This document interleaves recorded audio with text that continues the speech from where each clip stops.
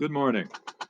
I want to do today's video on two or three things. The first one is religion and awe and wonder. And we have talked about religious language before. For example, in The Knife of Never Letting Go, we talked about how Aaron and Eden and those concepts were all the essential part of the book and how they were essentially inverted and turned upside down. I don't think Paulson does that in Hatchet, but I do think that he has religious wording, phrasing, imagery um, that link to the character and link to the experience that Brian goes through. Some of these, I think, are motifs that are common to literature. Other ones, I think, Paulson is going off on his own. First of all, it's this language of being reborn. You know, the biblical idea of being born again. We have Brian being reborn in 40, being reborn. He had died and been born as a new Brian. That strikes me as a religious experience.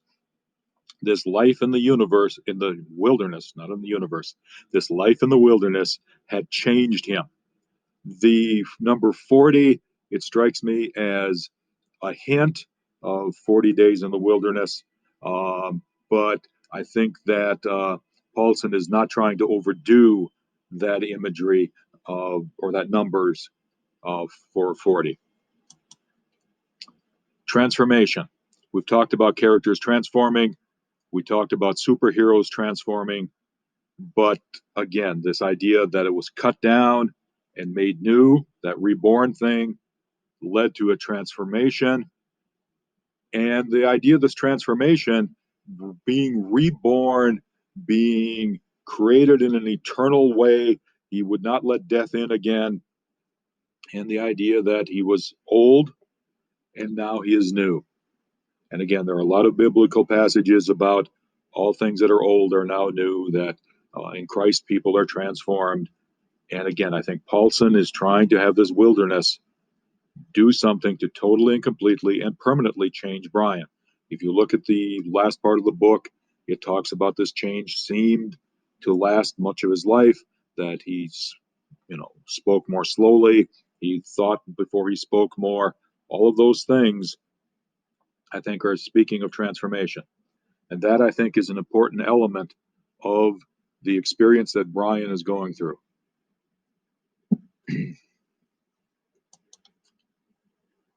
Also, I think there's a religious element in the time. He calls it early in the new time. And then he had learned this vital knowledge. And I think churches, Christian churches, run through seasons and run through time. You have Advent, you have Christmas, you have Epiphany, you have Lent, Easter, and then you have ordinary time in the Catholic Church. Some other Protestant churches have a different way of breaking it all down. But the fact of the matter is, there's this idea of time and seasons. And Brian is experiencing life in time and in seasons. And then we have the first days, and the first arrow day, and the first rabbit day, and we have these celebrations. And once again, whether it's a solemn celebration like Ash Wednesday, whether it's a happier celebration like Christmas, whether it's Good Friday, again, a solemn celebration, Easter, a happier celebration.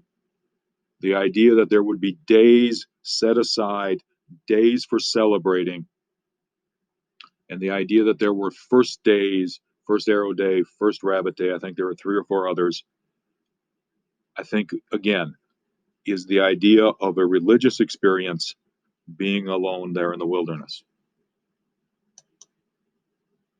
Then also there's this idea of awe and wonder.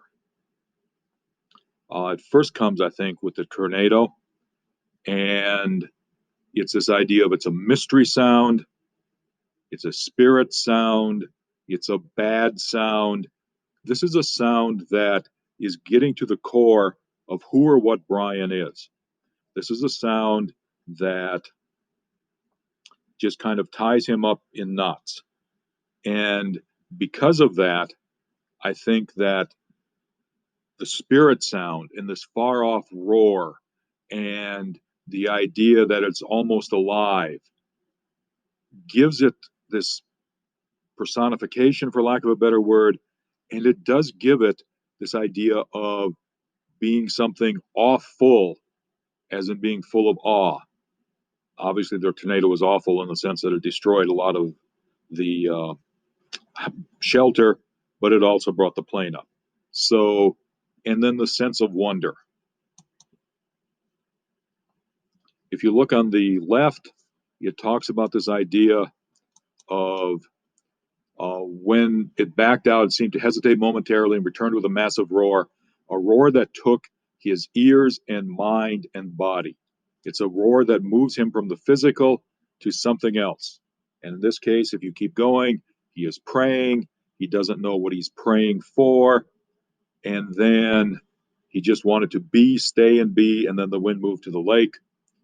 It reminds me of a passage from the Bible about, God appearing to one of the prophets, and we've got the wind and the earthquake, but God's not in the wind and God's not in the earthquake. And then he concludes with what I think is the perfect example, the perfect statement of what awe and wonder are. It was beautiful and terrible at the same time. And then we have the conclusion where after the fire came the gentle whisper. After the earthquake, after the wind, there's this gentle whisper, and God is in that still small spot. And it's the idea of awe and wonder and beauty all coming together. There's also a baptism motif. In a lot of my classes, when I've taught literature before, I've talked about about the fact that almost anytime there's water, whether a character gets rained on, whether a character dives underneath the water, start looking for the idea of the baptism motif. Okay? And here we have this idea of the baptism motif. He goes underwater. The symbolism of going underwater in baptism is that one is dying with Christ, and when one comes out of the water, one is alive. And, you know, tried to breathe the water and could have ended it there. That certainly gives us the death. And then he instinctively comes back up. And once he comes back up, he can see the shore, he can see the trees, signs of life, he can see birds, signs of life, he can see the sun, signs of life. And then he's got the peace sounds, the bird sounds, the breeze in the trees, and then he's finally got peace coming to settle his breathing. All of these things are signs of life after that experience of being under the water where he could have ended it. This is a baptism motif that I think is, again, a religious element, is again part of this awe and wonder element that Paulson is trying to give throughout the novel. Okay, there are a few other things that I would just like to go through and sort of review here. Talisman. We've talked about several things becoming a talisman. I went through in a lot of detail that Mockingjay pin, but I think the hatchet becomes the talisman. It begins as this gift that the mom gives him so that he could have it for his trip. All right, and it describes the hatchet, but it's just this gift. And I'm not sure Brian really knows what to do with it, whether to care about it or like it. He likes the fact that his mom smiles at him and kind of lovingly smiles at him with all of that. And then the talisman, continuing the idea of the talisman, it was necessary for him to get fire. It was necessary for him to get the shelter. It was necessary to give him the tools that he used, the sharpened sticks and spears and arrows and bows and whatever all else. It was part of the food gathering process. So the talisman moves from a gift to a source of life almost, but certainly a thing that made a bunch of tools for him. And then when everything is gone, he still clings to this idea that he has the hatchet. That's all he's ever had. So now it's this object that is more firmly linked to his survival. But it goes one step further. Without the hatchet, he had nothing. It repeats the idea that the hatchet was necessary for the tools, the fire, the weapons, and everything. But then the hatchet had been him. Excuse me. And once the hatchet becomes him, I think it is easily in that level of talisman.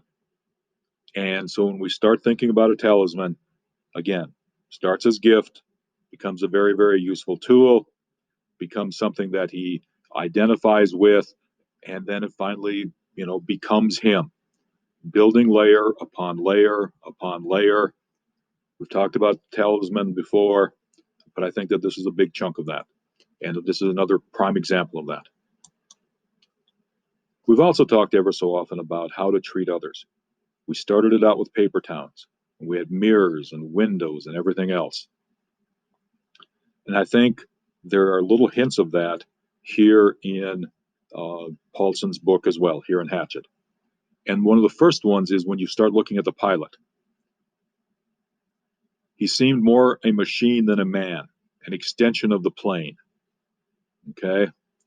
And down below, he is not part of the plane. He is not human. There are switches, there are meters, there are knobs, there are levers, there are cranks, there are handles. There's the pilot. He is lumped into all of that sort of stuff. And at that moment, I think it should be kind of clear to us that the pilot's not going to survive. Okay? And once we get to the idea that the pilot's not surviving, it's, one more step of Brian, being by himself in the wilderness for those 54 days. Also, I think it's this idea of not having a name. We've talked about names a lot.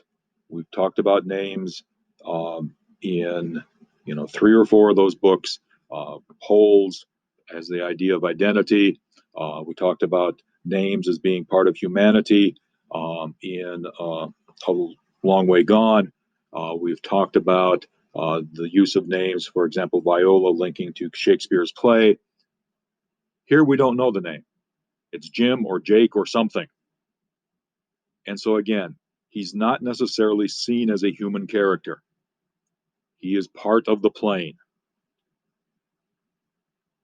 The quotation on page 7 also, I think, ties us back, as we're trying to make connections here, ties us back to this idea of foreshadowing and whether that foreshadowing is pretty heavy-handed.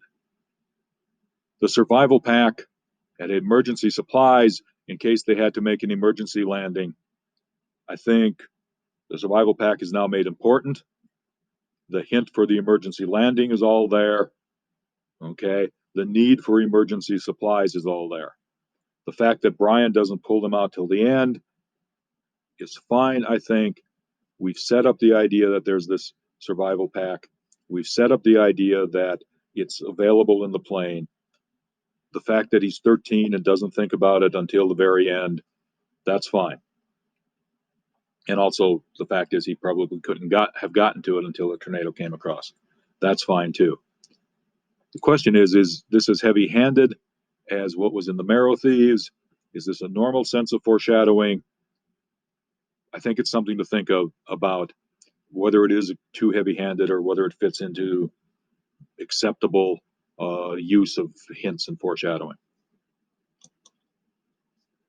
We've also talked a lot about fortune and luck. A lot of characters relying on luck. The Hunger Games, for example, may the odds forever be in your favor. Brian, too, talks about luck several times. The idea that if he walks back from good luck, he'll come to bad luck. When he finds the shelter, it was his first good luck. He needed that luck. Fate, fortune, and luck follow through a lot of these teen books. And once again, one of the reasons we've talked about is many of the readers believe that they don't have full control. And because they believe they don't have full control, they rely on this idea of fortune, luck, fate. And this book, once again, ties into that. And then there's this connection with identity. So Brian says his name, he says his age, he says his place. If you look at The Knife of Never Letting Go, Todd says his name, he says his age, he says his place. And it's this idea of settling the noise, it's this idea of settling the nerves, and it ties, I think, again, the idea of identity being important, the idea of place being important. We talked about place on the Black Panther.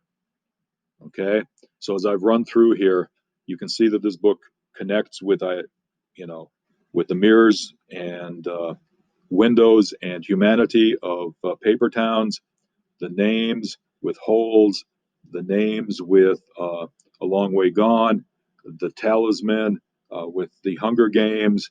We've talked about The Knife of Never Letting Go a couple of times. We've talked about place with the Black Panther. This book ties to all of those other books. And again, part of reading is trying to make connections with things you've read before.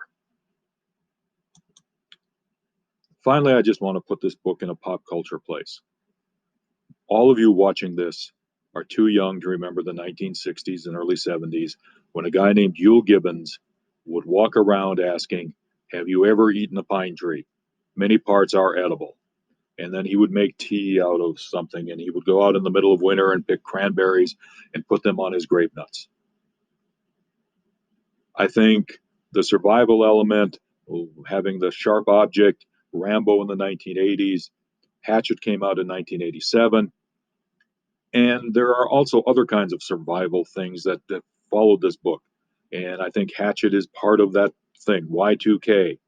A lot of people were worried that all the computers were going to, shut down because of the lack of switching over to the year 2000 possibility in a lot of code. We had the television show Survivor appear in 2000 as well. We had Doomsday Preppers come out in 2011. Always be prepared. Always have your go bag. Always have your survival pack. And I think Hatchet is just part and parcel of getting in touch with nature, seeing the awe and wonder in nature, survival in general. All right, this is going to wrap it up. Remember, you have the quiz on Monday. Hope everybody has a good weekend. Also, remember the final paper is due tonight at 11:59 p.m. Thank you very much.